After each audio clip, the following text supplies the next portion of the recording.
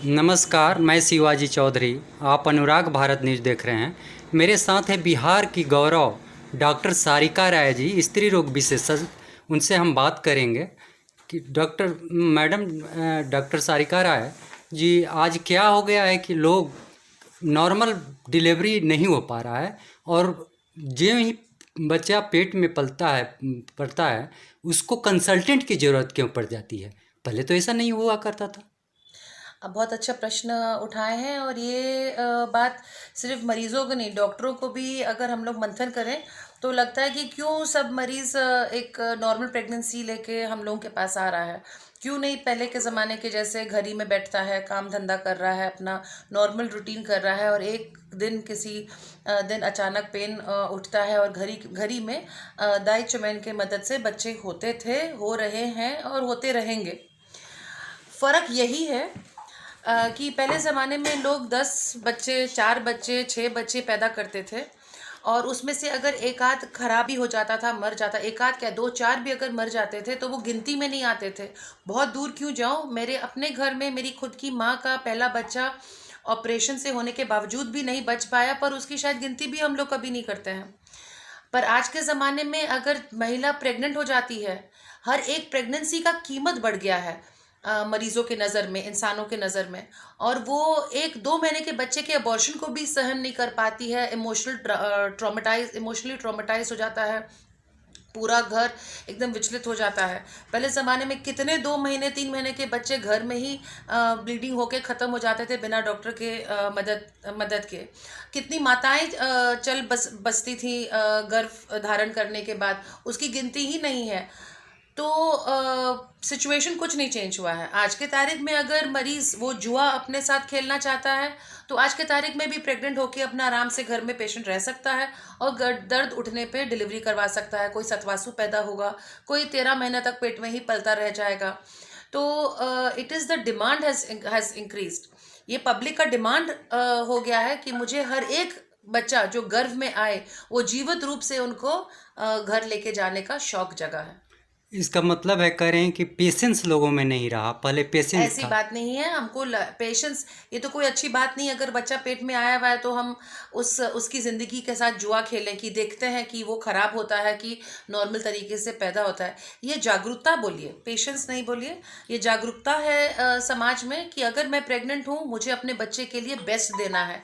जितना वो अफोर्ड कर सकता है वो ज़रूर चाहता है कि मैं अपने पलते हुए बच्चे को उस वक्त से ही उसको प्यार मोहब्बत और बेस्ट ऑफ बेस्ट इलाज देकर उसको इस दुनिया में लाऊं। मैम, फिर काम करने से क्यों मना कर दिया जाता है कि भारी नहीं उठाना हम है, बिल्कुल नहीं सीढ़ी काम नहीं करने चढ़ना है? हम बिल्कुल काम करने से मना नहीं करते हैं, और ये बहुत बड़ी भ्रांति है कि भारी सामान उठने से बच्चा खराब होता है। और मैं आए दिन हर मरीज को बोलती हूँ कि अगर भारी सामान उठने से बच्चे खराब होते तो हम लोगों को इतना पैसा खर्च करके अबॉर्शन नहीं कराना पड़ता।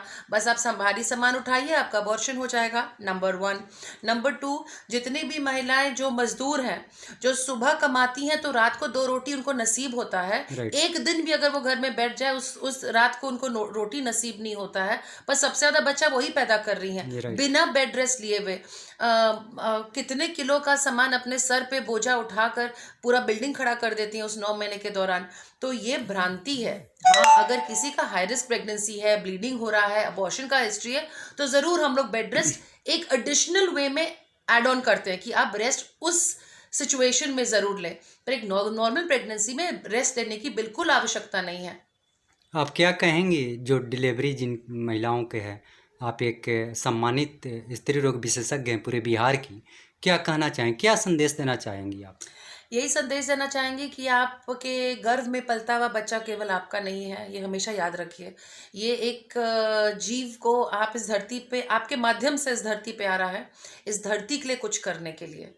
तो इस बच्चे को गर्भ से ही वही संस्कार दीजिए कि वो आप एक सिर्फ माध्यम बनती हैं इस दुनिया में एक अच्छे व्यक्ति को लाने का। और यही बात सबसे पहले अपने अंदर गांठ बांध के रखें, और अपने पलते हुए बच्चे और अपने, हम तो गर्भवती महिला के परिवार को ये बोलना चाहेंगे कि कम से कम उस 9 महीना उस औरत का इज्जत करें, प्यार दे, क्योंकि उसके मानसिक स्थिति से ही बच्चे का मानसिक स्थिति गर्भ में बनता है। तो जितना भी अत्याचार आपको उस औरत के साथ करना है, बच्चे को बख्श दे। महिलाओं को नहीं, अभी हम आपने जिक्र किया, पतियों को क्या कहना चाहेंगे आप? पतियों को ये करें कि आप क्या करें? देखिए, हम लोग के ज़माने के जो कपल्स थे और मैं जो आज नए पीढ़ी के कपल्स जो देख रही हूँ, उसमें बहुत ज़्यादा फ़र्क है। पहले ज़माने के कपल्स में एक पति और एक पत्नी वाला धारणा होता था। आजकल के युग में बहुत अच्छी बात ये है कि दोस्त बन के रहते हैं ये लोग। और सच में हम very proud to see the younger generation, जिस तरह से एक पति और पत्नी, पत्नी भी उसी तरह से ज़्यादा समझदार, कम चिड़चिड़ी, कम नैगिंग, कम शक्की, क्लेश कम करना, और पति भी अपने पत्नी के ऊपर जाकर ज़्यादा हुक्म जताना, मैं पति हूँ वाला स्थान खोजते रहना। और ये इस तरह का माहौल अगर एक कपल गर्भ से लेकर बड़े होने तक अपने बच्चे को देगा, तो वो समाज के लिए अच्छा कर रहा है, क्योंकि आप एक अच्छा बच्चा समाज को दीजिएगा।